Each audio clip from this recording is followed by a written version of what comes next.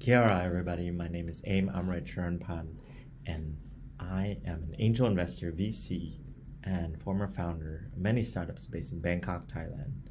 I'm so sorry I can't be with you in person, and thank you so much from Asian New Zealand Foundation for having me, for trying to bring me to New Zealand to meet you all in person. But I'm here the next best way to really connect with you and share with you my lessons the past decade of failing forward, how my perpetual failures have led me to even greater transformation, success, happiness, as well as meeting President Obama.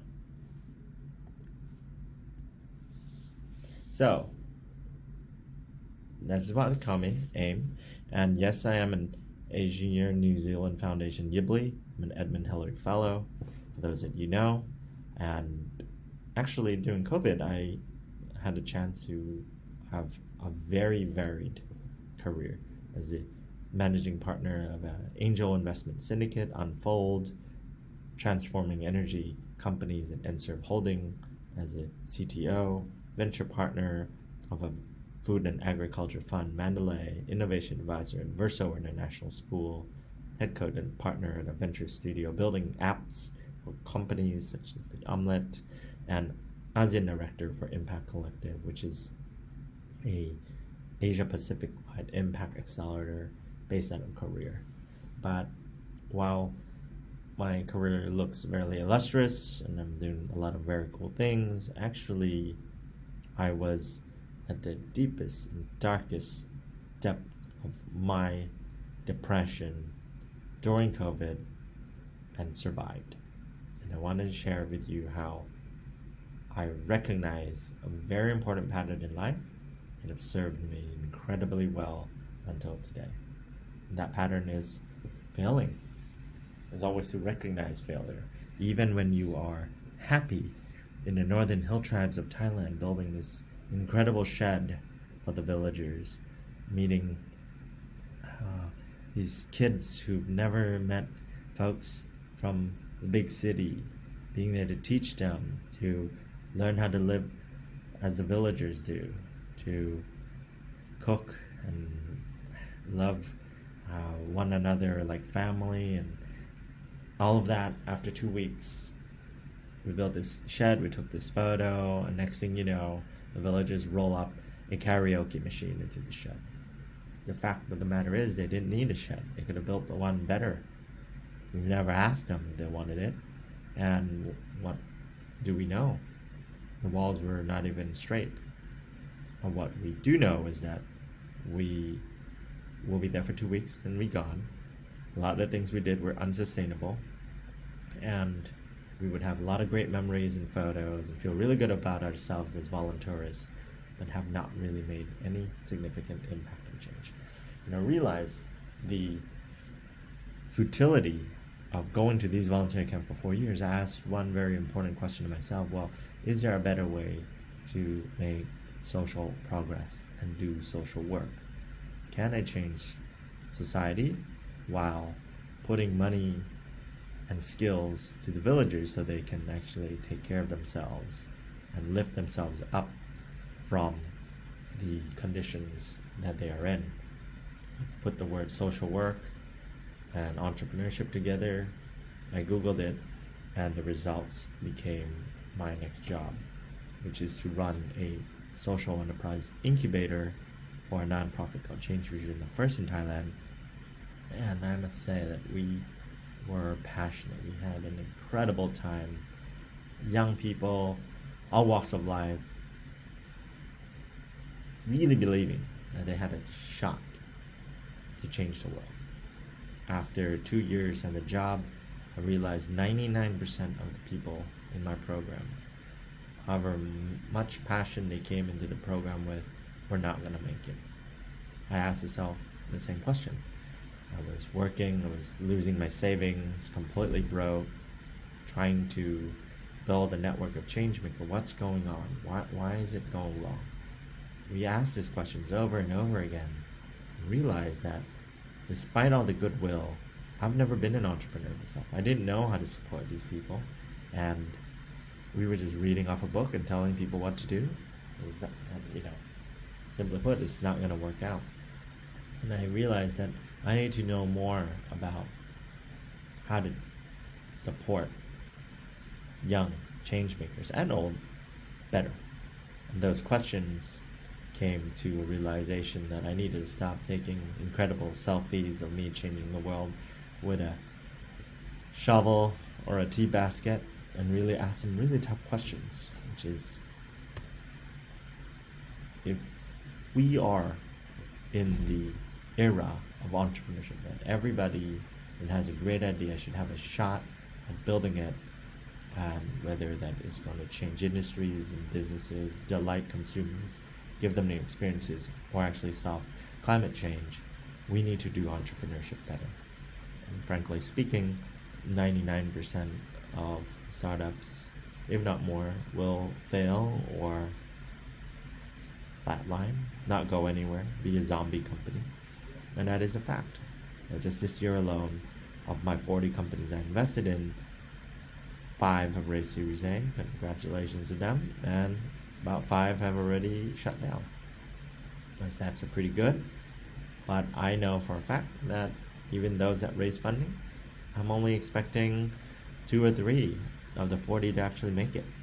So all this wasted energy, talent, time, emotions, the pressure on the families and spouses, can't we just learn from the greats, not make the same basic mistakes, and actually leapfrog a lot of the typical problems? That was the core question that I asked myself.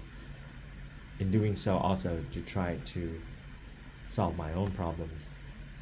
And I stumbled upon the word co-working spaces. Some of the research, people just say, go to a co-working space. There's a lot of smart people there, a lot of talent, a lot of investors, a lot of mentors. You should actually connect to a network. I tried to Google it, and I failed. People said, none exists, it's illegal, foreigners can't work here, Thai people don't build startups, yeah.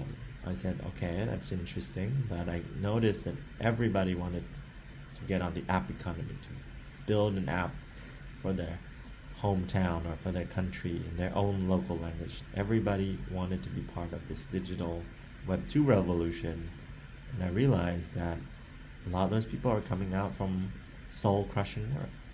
I had office syndrome by the time I finished my stint in the nonprofit. It's really bad chairs, and in these gray wall, white tables, I was just bored. I was completely sick of the AC, and I said, I needed to be in an environment where I'm stimulated. I am always challenged. I'm always meeting cool people. And I think others feel the same.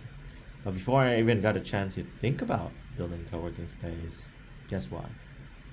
The largest flood in Thailand happened. My house is completely flooded. I went to rent this apartment in Pattaya, another soul-crushing place. And I went out for coffee, trying to get some Wi-Fi. It was not even 3G back then. You couldn't even stream YouTube in the mobile internet connection in Thailand in 2011. I said, no, I needed some place. I need some coffee and fresh air and the buzz, but the buzz was too much. It was just full packed of people. Couldn't even find a plug. I said, you know what, this is not going to work out. I need to be in a co-working space. I can't find one right now. If there was one, I'm going to rent it. So I said, you know what, after that, I am just going to build it myself. That failure of not being able to actually get any work done prompted me to find this incredibly shabby looking house and said, you know what, we're going to make this a dream office.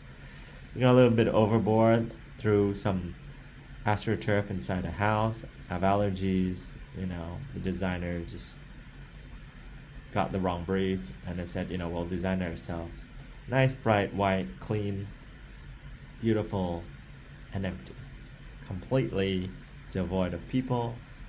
When we opened, photo on the bottom right, and it was just all my staff, everybody just looking at each other and saying, we've got this incredible place. And nobody showed up. We thought it was the coolest thing since sliced bread, and a few stragglers, people come in, what's a co-working space, what's going on? as the first co-working space in Thailand, we just forgot to think about who our customer was, and we were freaking out because we had 1 month of the cash left in the bank to actually pay our rent. So I went digging, I went reading, I went asking, what's wrong? Part of what's wrong is it's my first time doing co-working space. It's the first one in Thailand. I've never done it. So I literally have never been to one before going into this business.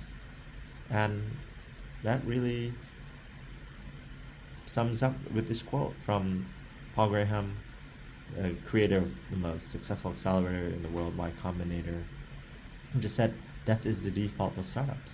I literally was dying. I had 1 month left to live. The antidote was being in a place where with other cool startups, where everybody's doing amazing things, and there's just some random coffee, beer, it's just a chance to bump into people who can help you, and the number of those people, if you just meet more and more of those folks and just have all these interesting conversations, something magical will happen. So every time I show up in a new city, I'm lost, I don't know anybody, I ask some friends online, they connect me to some people, I show up some co-working space, somebody might recognize me, a friend of a friend, and that happens all the time. But I didn't realize that, the chance of me failing was astronomically high, because I had all these crazy misconceptions of how to build a startup, and I needed to unlearn some of those bad ideas that I've read or saw on YouTube, and then relearn how to actually build a business. And that's when I went to do more digging and found this incredible book, Startup Communities.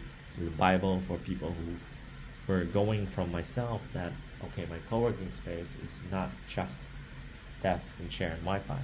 It's a place where we will turn entrepreneurs to become successful, to actually help them on a learning journey, to build a team, to find investors, to find support. And I met the co-CEO of Techstars, David Cohen, who told me that, hey, you got to do this for Thailand. You need to bring Startup Weekend, Startup Week. You need to ignite the community, build the people who will actually use your space, and not just wait for them to come. And that changed my business model. And that failure, I'm no longer a co-working space operator, I'm a startup community builder. And I just went all in. One of the biggest mantra that I learned early on was to give first. If you just allow yourself to surrender to not knowing any of these people in this photo, and just say, I'm just going to host lunch and everybody can share their ideas and projects and come and make some new friends, and just keep doing these things and meetups and talks and whatnot. And each year I was doing up to 200 events. It's giving, that these connectivity, people are going to start businesses, going to become friends, going to really work on cool, amazing stuff together. And as the community grew and grew, we started to host these incredibly fun events called Startup Weekends.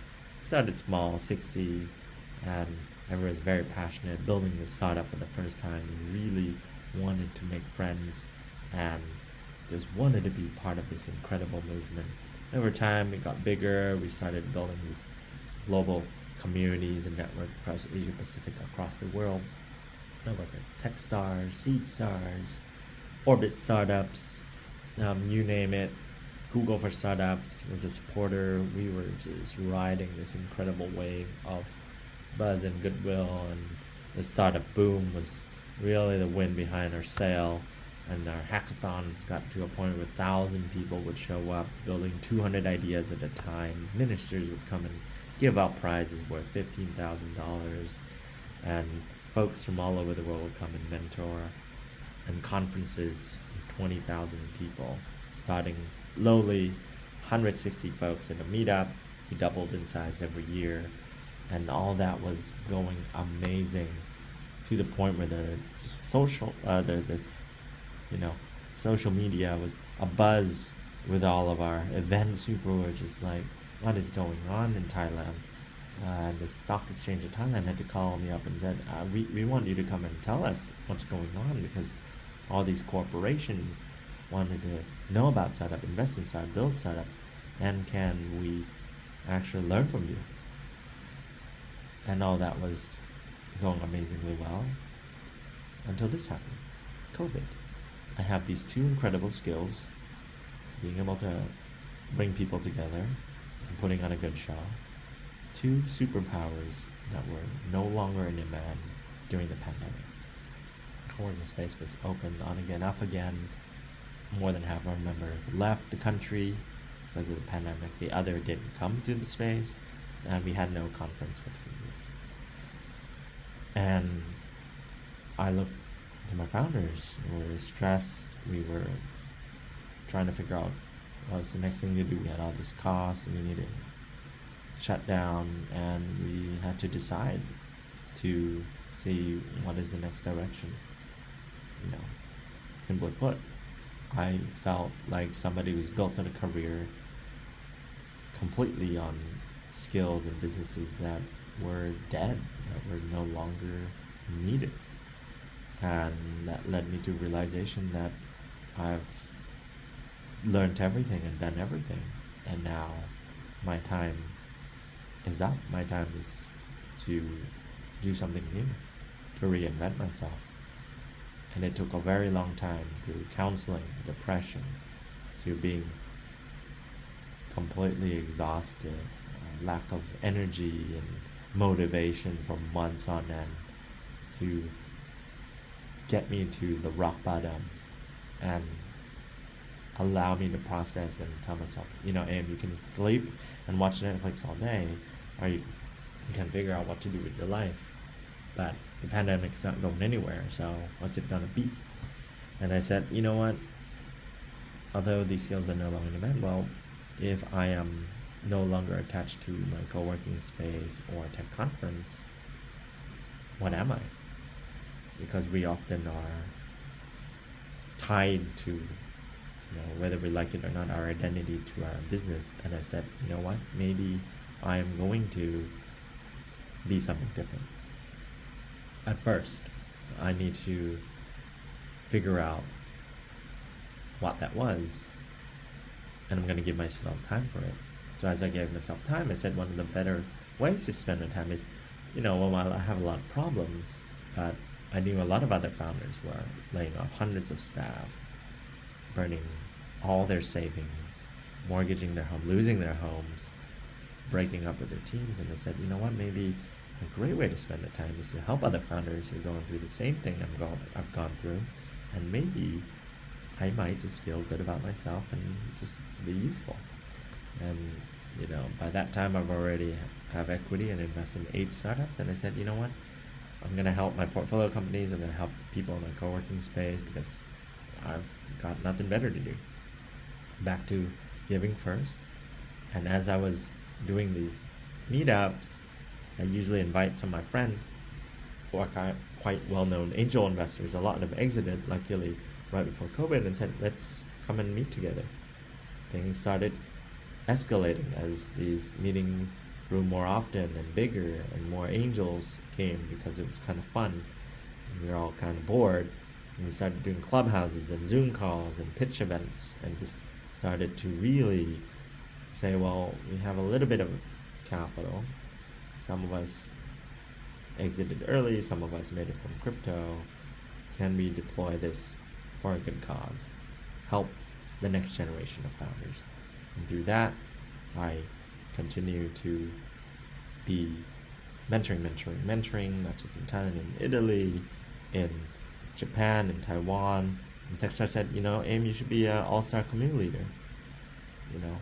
Be highlighted as the best of the best in the world, and continue to support founders worldwide.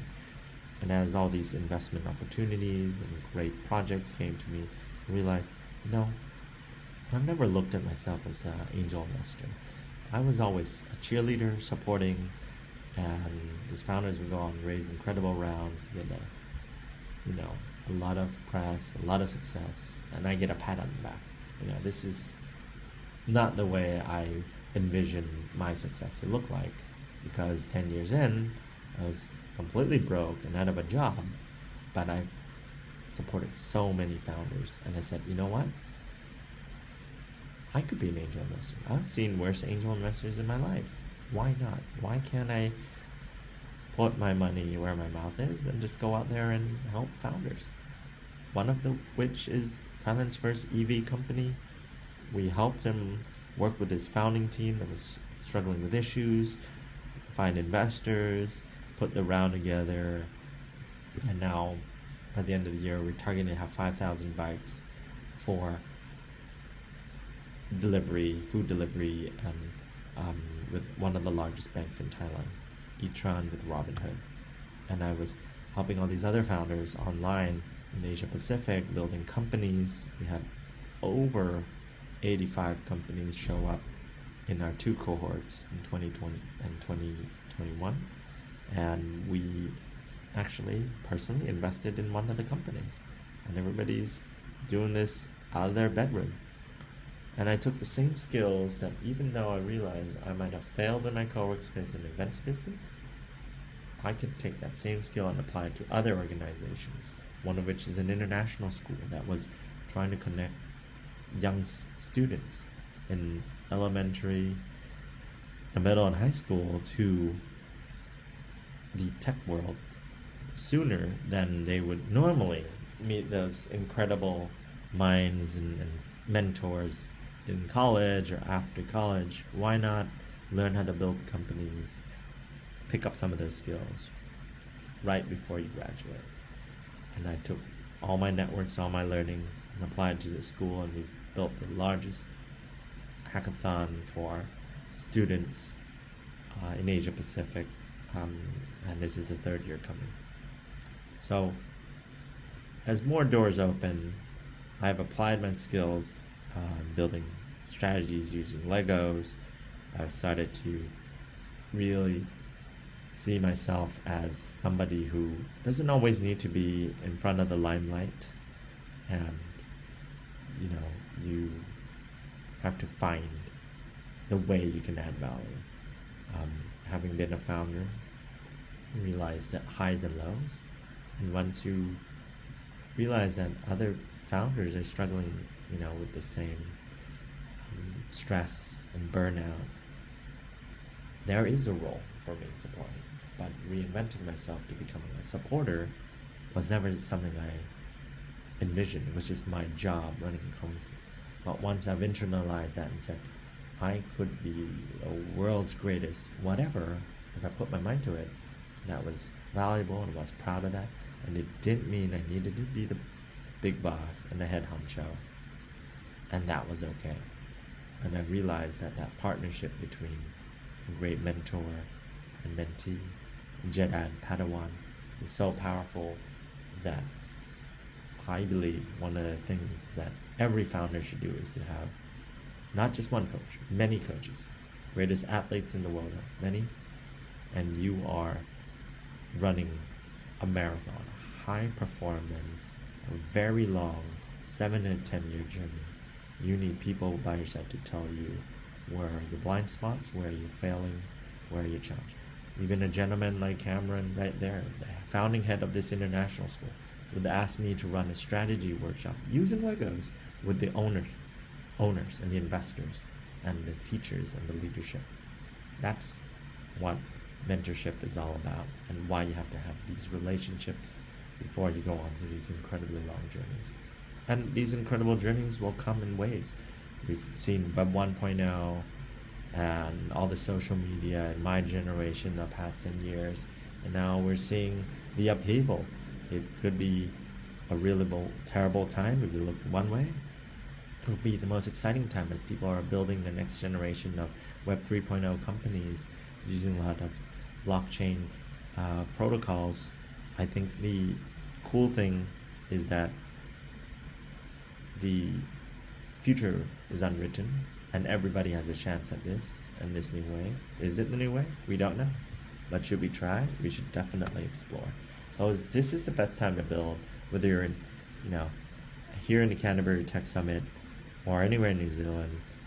building in Web3 is global from day one, building startups and using that as a vehicle for social change, using that as a vehicle to bring more resources, bring the cutting edge people and tools to your cause.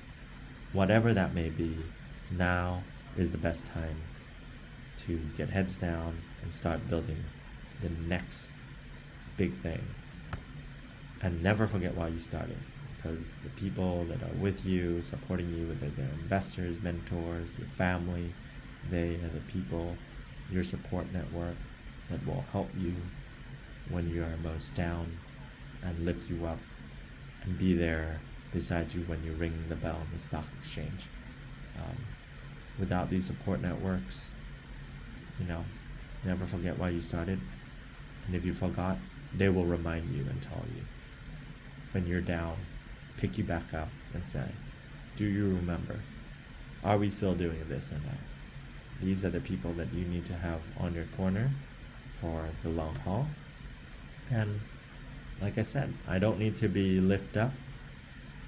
I think more important than me, crowd surfing is the people, the tribe of folks there that support my business, that believe in me, that continue to come out to me for advice, allow me to invest in the company, and keep working on that tribe. Because what I learned from President Obama is how do we create social change. It's all about organized people and organized money.